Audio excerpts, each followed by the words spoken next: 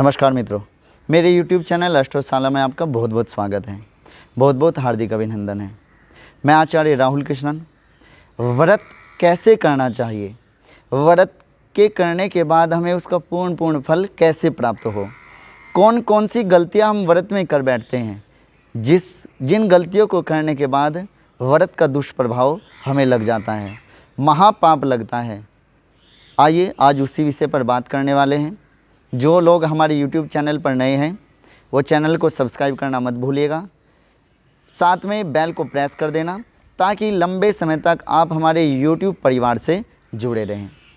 तो चलिए बात करते हैं व्रत के नियम की। व्रत कैसे शुरू करना चाहिए, कैसे प्रारंभ करना चाहिए, कौन कौन सी गलतियां हैं जो हम व्रत में कर बैठते हैं जिससे हमें महापाप लगता है और व्रत का पूर्ण फल हमें नहीं मिल पाता। सबसे पहले व्रत जिस समय हम शुरू करते हैं उस समय हमें व्रत का संकल्प करना चाहिए, जिसके निमित्त भी जिस भी देवी देवता के लिए हम व्रत करने जा रहे हैं संकल्प करना चाहिए। जिस भी कामना के लिए हम करने जा रहे हैं उसका संकल्प होना चाहिए।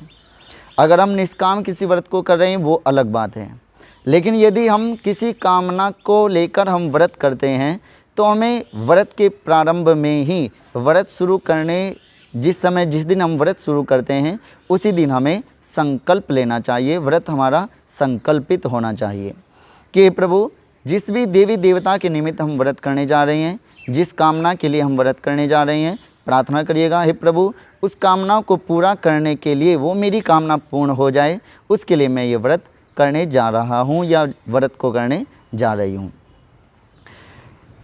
व्रत में हमें अन्न के त्याग के साथ साथ व्रत में अन्न के त्याग के साथ साथ हमें काम, क्रोध, मद, लोभ, ईर्ष्या, द्वेष भावना, शत्रु भावना, इन सब का भी त्याग करना जरूरी होता है।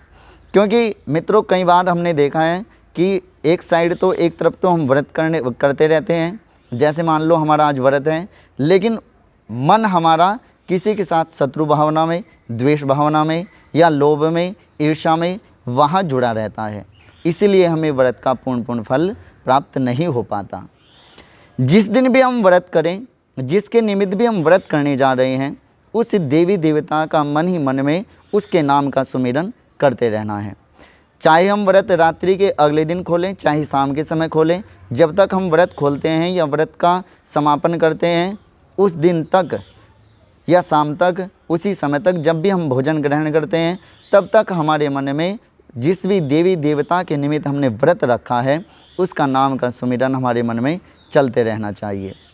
सांसारिक मोह, लोभ और ईर्ष्या, द्वेष भावना को छोड़कर केवल हमें उसी के चरणों में अपना मन समर्पित करना है, उसी के नाम का हमें सुमिरन करते रहना है। तब देखिए मित्रों उस व्रत का पूर्ण फल हमें अवश्य ही प्राप्त होगा। दूसरा, हमें किसी के साथ भी ईर्ष्या द्वेष भावना नहीं रखनी चाहिए।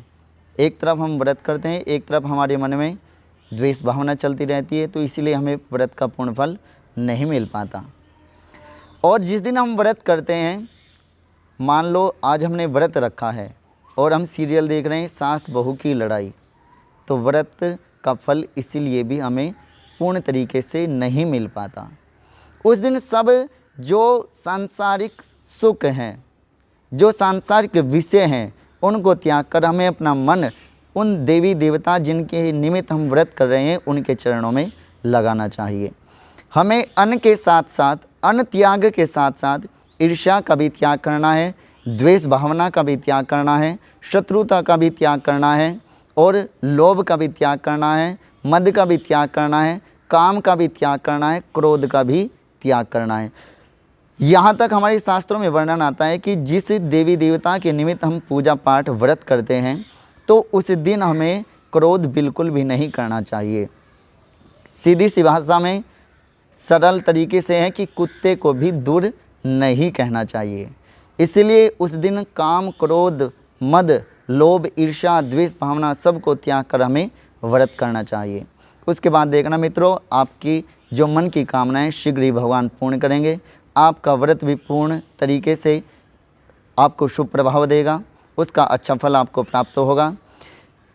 जानकारी छोटी है, वीडियो छोटी है, लेकिन इस वीडियो को, इस जानकारी को शेयर करना, लाइक करना मत भूलिएगा, लेकिन आपके काम की है। आगे और अच्छी जानकारी लेकर के आऊँगा, तब तक के लिए इजाज़त दीजिएगा। नमस्कार।